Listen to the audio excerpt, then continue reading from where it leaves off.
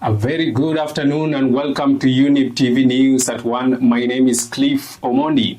We have a lot lined up for you in this broadcast, including an unfolding story in Busia where a woman claims to be the mother of Jesus. With that and more, take a look at the highlights.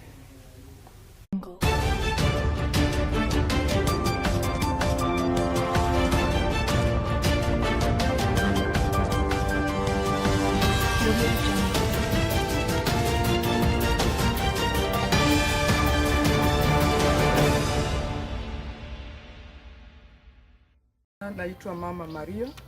Hiyo ndio jina Kristo alinipa siku ya kwanza, na light ndio ilitoka juu na ikashuka chini na sauti ikatoka katikati. Ikasema mimi ni Kristo, nimetuma na Baba, ninatafuta Mama Maria. Pursue to the widest extent possible by promoting the interests of your country and working together in collaboration to ensure that the interests of our two countries are nurtured. Mimi nataka niseme namna hii. Ndio hii Kenya irudi kwa laini. Lazima tufukuze huyu jamaa. Yeye amefanya payslip, imekosa dignity. Sisi tuko na jukumu kama wa Kenya kurudisha heshima ya payslip. 10,000. One is charging, my account is charging Garissa 1,000. Another one is charging 2,000. You know, there's a problem in our country. Even if there was charging, there should be a standard. There must be evidence. There must be, you know, a very good reason. But Kenyatta Hospital here, where I was yesterday, is charging 10,000.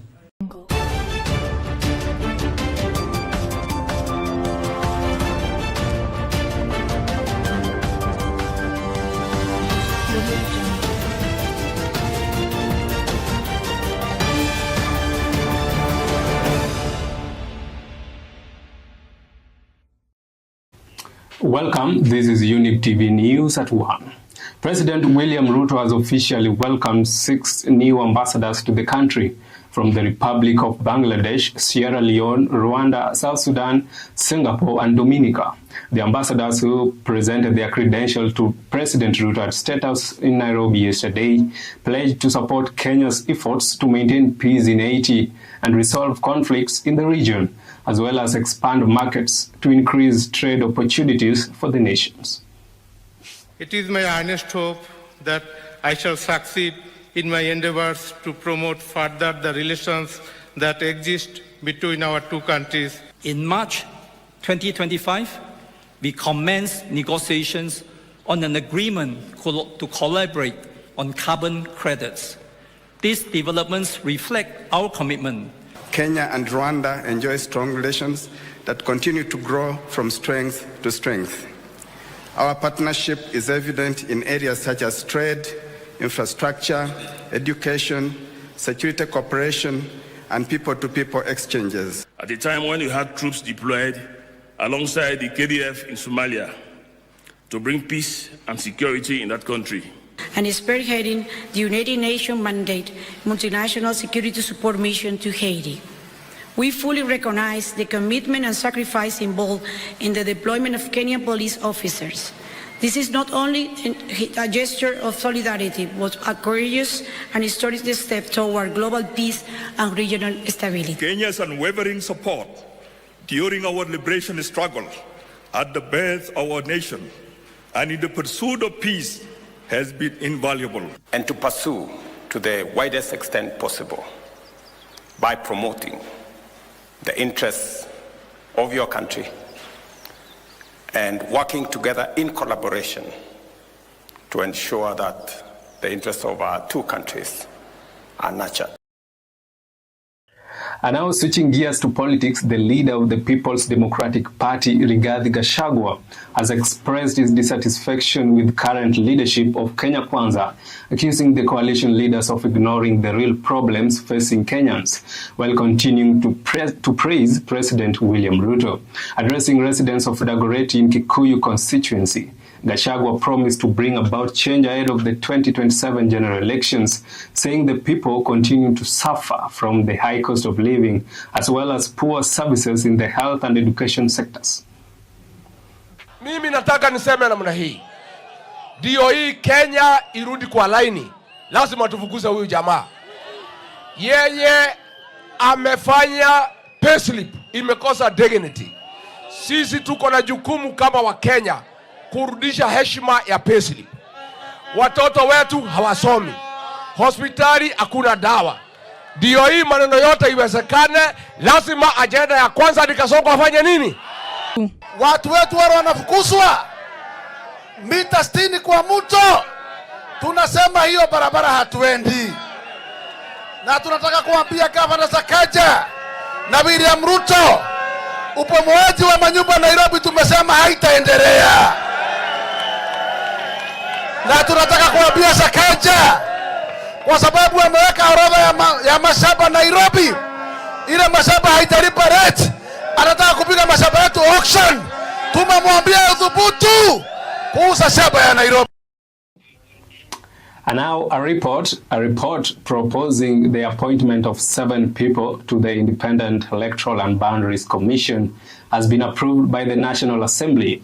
In his report presentation on Wednesday, George Murugara, the chairperson of the Justice and Legal Affairs Committee, stated that Erastus Edung Ethekon was permitted to serve as the chairperson and that the 6 members of the panel were suitable and fit to serve. Murugara said Ethekon had assured the committee that he had the spine to deal with the elections. But I hope every member has the chance to read this report, to acquaint himself or herself with it, so that you know the reasons why the committee has made a recommendation that we approve the 7 nominees. We want you to carry the image of this republic. We want you to continue to project the respect the Kenyan people through this parliament have allowed you. Najua hino kazi na mitihani mingi sana, lakini nawaombea Mungu inshallah wakati ambapo utafika wa kuanza kufanya kazi zao, wao wanaweza kulindwa na Mwenyezi Mungu na wasimame na haki na usawa. To speak to those out there who are looking at these people on the basis of their ethnicities, on the basis of the villages they come from, let me tell them, you will never win an election on the basis of who is presiding over that election. You win elections based on what agenda you take to the people. As members of that opinion, aye. Will those of the contrary opinion say nay? The ayes have it. Well, for another 14 days, 3 suspects in the murder of Kasipul MP George Ongondo Were will be held in detention. This comes after Abel Ochieng, also known as Dave Oloo, who is the 3rd accused, threatened to murder a state prosecutor during bail hearing. Ochieng is anticipated to be held alone in the prison cell, while the other 3 who are refused bail will be housed separately in the Nairobi remand prison. I have no reason to doubt the court orderly. He has no interest in this matter. I therefore believe that the 3rd accused indeed uttered the words huyu tutamuua. The mere utterance of the words huyu tutamuua has frightened the prosecutor out of this court. The question is, how about the witnesses? It is on that ground alone that the 3 of you will be denied bail at this juncture. In view of what has just transpired a few minutes ago, that is the threat to the life of one of the prosecutors of this court, I would not dare issue such an order. I therefore direct that the 3 of you will be escorted to Nairobi remand, where you'll be remanded until medical assessment report is availed. But importantly, the 3rd accused will be isolated. He will not share a room with anyone at Nairobi remand, pending a report to this court that he is mentally okay. And now we proceed to our first break here at Younib TV News at 1. Please don't go far.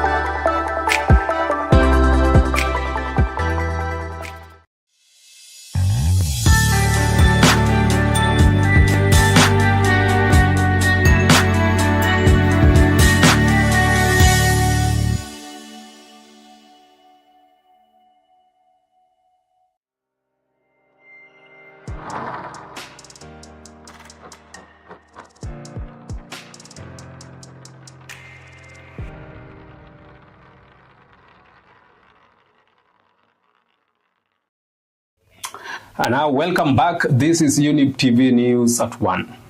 A woman in Nangina village, Matayos constituency, Busia County, has come out claiming to be the biblical mother of Jesus.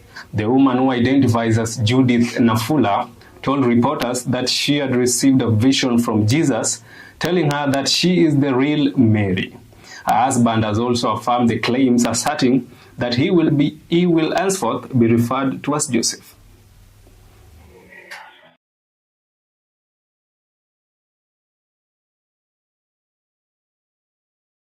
Naitwa Mama Maria.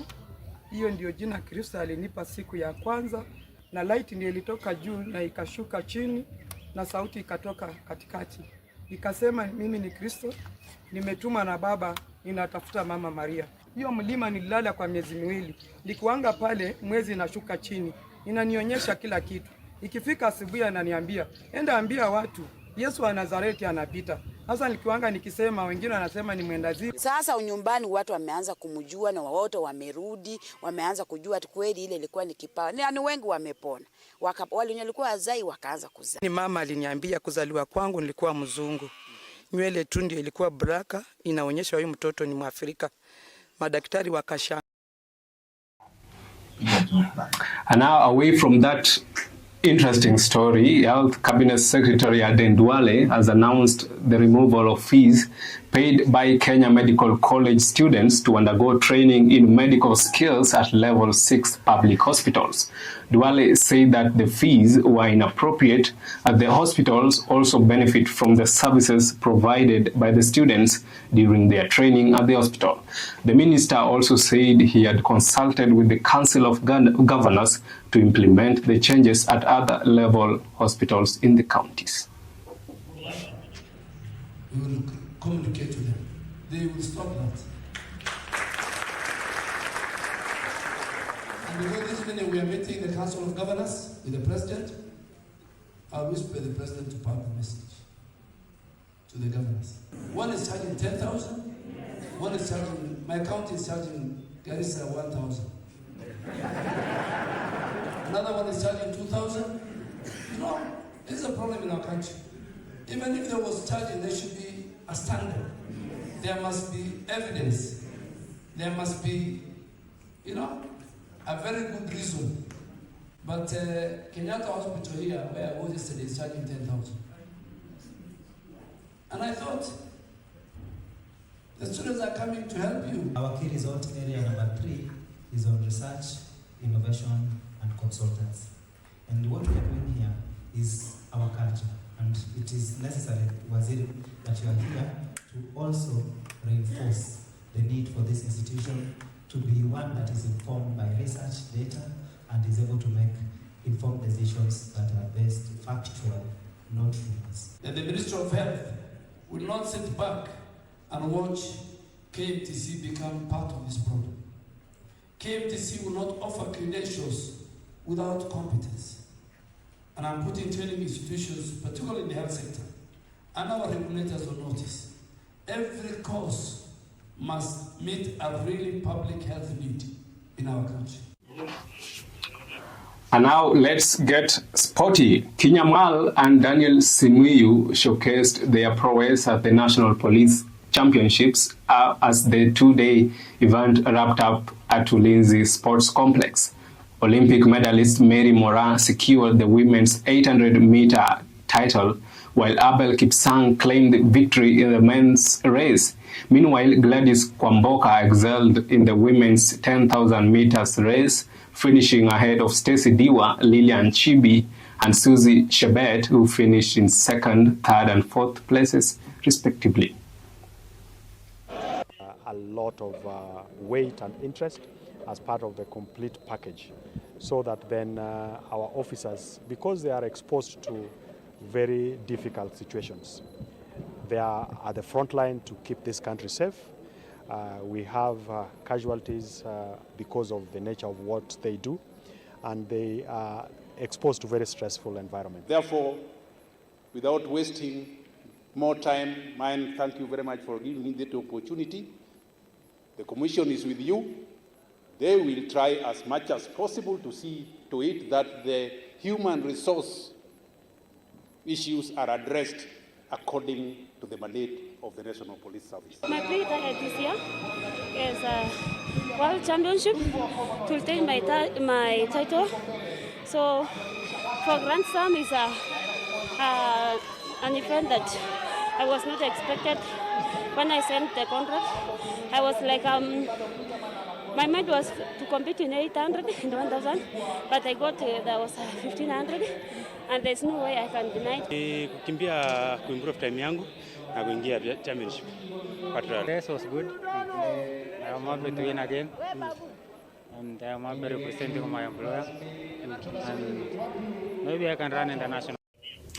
And that is all we had for you today. Thanks so much for keeping it Younib TV News at 1. And also, my appreciation goes to the team here in studio who made this broadcast a success. Eunice Mutua at the programming desk. Elias Mushina was my director. And behind the camera was Daniel Theuri. And wrapping up the list is Raquel Akinyi, my producer today. Have a lovely afternoon. My name is Cliff Omondi.